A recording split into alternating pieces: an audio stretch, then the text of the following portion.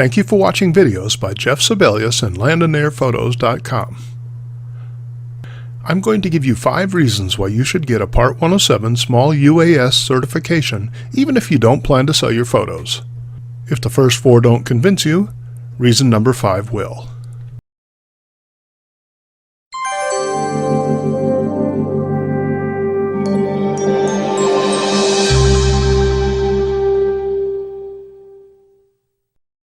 This episode is part of an entire series of videos designed to make you a better, safer drone pilot. If you want to learn about drone flying, take this opportunity to subscribe to the channel. Just click the little cartoon Jeff on screen right now to subscribe and hit that little bell icon so you'll be notified when I post again. Hopefully you've done enough research on U.S. drone laws to know that people who fly aerial photography drones are broken into 2 categories, hobbyist and commercial. For hobby flyers, most of the rules are pretty simple. The basic rules are spelled out at knowbeforeyouFly.org. Commercial flyers have a different set of rules. First, to get your Part 107 certification, you must take the dreaded FAA exam. You must pass this 60-question test and get a background check. Once you have your Part 107, the rules you follow are more complicated than what hobbyist pilots must comply with. So you must be asking yourself, why should you go through the hassle and expense of getting a pilot certification when you have no plan to sell your photos or video? I'm going to give you 5 reasons why, and I'm saving the biggest reason for last. Going through the process of earning your Part 107 certification makes you a better, safer pilot. The more you understand about our national airspace system, the more you'll appreciate why many of the rules we have are in place. You'll have a better understanding of how weather affects your drone flights. You'll recognize there are more things than flying within 5 miles of an airport that can get you into real trouble. Things like temporary flight restrictions, prohibited areas, military operating areas, and national parks are all restricted airspace. You'll be a safer and better pilot after you've gone through the process. You may not plan to make money with your drone, but opportunities may present themselves. A coworker has a wedding and wants a drone video. Your neighbor is trying to sell their house and needs pictures. Your boss wants photos of your new building or the latest project to put on the company website. Your buddy is a building inspector and wants you to help with some roof inspections. You never know when a situation might arise for you to pocket some cash just for flying your drone. By the way, if your boss wants you to shoot pictures for the company website, or you're a real estate agent who wants pictures to help sell a house you represent, you can't provide these images unless you have your certification, even if you don't charge anything for them. The same holds true for flying for a nonprofit organization. In these situations, the images would be used for a business purpose, and as such, you must have certification to shoot them, even if you were doing it for free. Some time ago, I flew in an area that had been damaged by a tornado. Later, I was contacted by the Billy Graham Evangelistic Association. They wanted to use some of my video to promote their emergency response teams. I donated the video to them for their use, but I would have needed my Part 107 certification to sell them the video if that's what I had wanted to do. If you're out flying and end up with some great video, someone may want to use it later on. If you have your certification, you can sell that footage. Technically speaking, even my donated video might have been a problem if I hadn't had my Part 107. The rules can get very confusing for hobbyists. Having that Part 107 certification makes these situations a lot simpler. People have wildly different opinions on drones.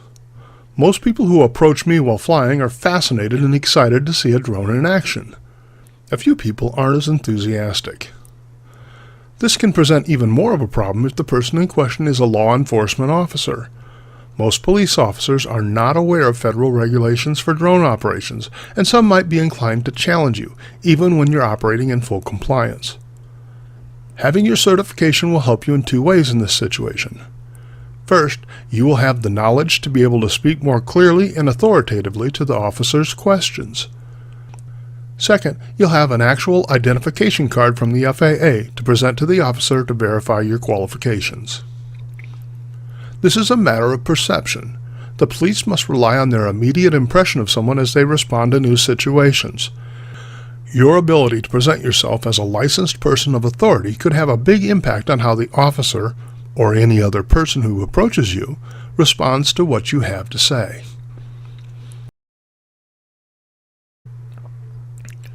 You probably spent $1,000 or $2,000 or more on your drone equipment. If you have your 107 certification, you may be able to write off those expenses from your taxes. These expenses might even include the cost of taking the Part 107 exam, mileage driving to flight locations, and more.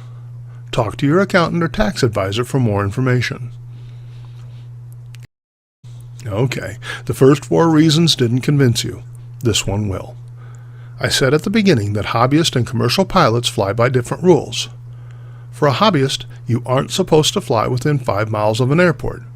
That doesn't mean big airports, that means all airports. Do you have any idea how many airports and airfields there are? Every big airport, every small executive airfield, single runway private strips, helipads, crop duster businesses, they all count. For commercial pilots, the rules are different. Here are the commercial rules in a nutshell. The FAA categorizes airspace around airports in different levels based on the size and nature of their operations. Class B is the airspace around major airports like LaGuardia, LAX, or DFW International. Class C and D airspace is found around smaller airports such as regional or municipal airports. They're smaller, but they still have protected zones around them where drone flights are limited. Note that I said limited, not prohibited. More on that in a minute. Then, at the end of the spectrum, you have private airstrips and all kinds of little airfields. These are Class E. There are hundreds of these small fields all over the place. In fact, in most parts of the country, they seem to restrict more flying locations for hobbyist drone flights than the big airports do. Guess what? Commercial pilots can fly in most places that show as Class E airspace on sectional maps without the approval from the FAA. That's right. Most of the areas that are off limits to hobby pilots are the result of these small airfields, and commercial pilots can fly there legally. Let me show you exactly what I mean. Here is a map that shows air restrictions for hobbyist drone flyers in North Texas. See all of these orange circles? They show areas that are within 5 miles of airfields and are legally off limits for drone flights. Here is Dallas. Here is Fort Worth. Look to the north of DFW. The entire area is covered by protected airspace for small airfields. As you can see, almost all of North Texas falls within protected airspace for hobbyists. Now, let's change the map to show restrictions for Part 107 pilots. What a difference. There are still protected areas around the major airports, but look at how much space is now open and legal to fly. All of these little Class E airfields aren't displayed, and you can see the available space for you to fly has improved dramatically. It gets even better. Let's zoom in on one airport. This is Denton Airport, a Class D airport in Denton, Texas. The circle represents the entire area that is Class D controlled airspace for Denton Airport. See these boxes? They represent a grid that breaks up this space into sections, where drone flights may be authorized for commercial pilots with specific altitude restrictions. Here's what I mean. In the middle, right over the airport, you can't fly. Well, that makes sense. You don't want a Mavic buzzing over a runway while an aircraft is trying to take off. Now, I click this box in the corner, and you can see that FAA approvals to fly here will be granted up to 200 feet. So even this close to the airport, you can legally fly here with authorization up to 200 feet in altitude. Click this box, and you can see the limit goes up to 300 feet altitude with authorization. Click this box, and the limit is 350 feet altitude with authorization. Click this large area, and the limit is 400 feet altitude with authorization, which is as high as you can fly anywhere in the U.S. That means, as a Part 107 pilot, you can legally fly in a large portion of the airspace around this airport with authorization. Now, let's see your options for flying in this area as a hobbyist. Put simply, your options are none at all. This holds true for large airports as well. Here is DFW Airport in Love Field, which is Class B airspace. Click in the center, no drone flying at all. Click here, flights of 100 feet altitude are allowed with authorization. Click here, up to 200 feet. Click here, up to 400 feet. That's around DFW International, one of the busiest airports in the United States. I keep saying with authorization. Right now, that means you fill out a form and submit it online to the FAA. They review your request, and if approved, you get a certificate of authorization and you're legal to fly. Later this year, the FAA will implement a new system named Lance, where you can file for authorization with an app and get approval almost immediately. So this is reason number 5 why you should consider getting your Part 107. You can fly in a much wider area than a hobbyist can and do so legally. I'll include a link to this map in the description below, where you can see the differences in the restrictions for hobbyists and Part 107 pilots in your area. By the way, see this little red circle? That's a temporary flight restriction, or TFR, probably because it's near where President Bush lives. Remember my reason number 1? Anyone flying there could easily be arrested, even well-meaning hobbyists. If you're a hobbyist, you wouldn't know that and you could easily get yourself into trouble. A Part 107 pilot knows to avoid flying in locations with TFRs. Having the knowledge that comes with a Part 107 certification will make you a safer pilot and help you navigate the rules and restrictions of flying in our national airspace. And frankly, that's really my reason for making this video in the first place. Hopefully, these reasons will help you understand that getting a Part 107 certification is smart and worth the effort. For your sake, to the benefit of the drone community, and for the safety of our national airspace. You can buy your drone accessories from many sources.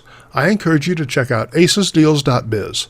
Aces Deals is an extremely reputable dealer of drones and drone supplies, and I'm excited to have them as a sponsor on this channel. If you use the promo code JSLAP when you order, you'll get a discount as well. Their link is in the description below. Remember, sharing is caring. If you would share this video on social media, I would really appreciate your help. Speaking of social media, I set up a Facebook group to make it easier for us to talk and arrange opportunities to fly together. Follow the link in the description below to sign up for the group. On screen, you'll find links to more videos on how to fly drones, so please check them out. Before you go, be sure to hit the like button. Also, subscribe to this channel so you know when more videos are released. Thanks for watching.